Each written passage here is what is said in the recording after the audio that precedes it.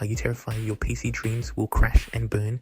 Fear not, we're here to guide you. First, pick your parts: CPU, GPU, RAM, motherboard, storage, power supply, and case. Make sure they're compatible, or it's like trying to fit a square peg in a round hole. Now let's build.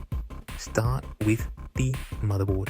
Place it in the case and screw it down. Next, slot in the CPU and add the cooler. Insert RAM sticks into the slots. Don't worry, they only fit one way. Plug in your GPU. It's the big one, hard to miss. Connect storage drives and power supply cables. Double check everything's connected.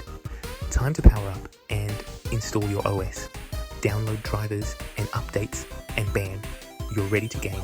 Hit that subscribe button for more gaming tips and tricks.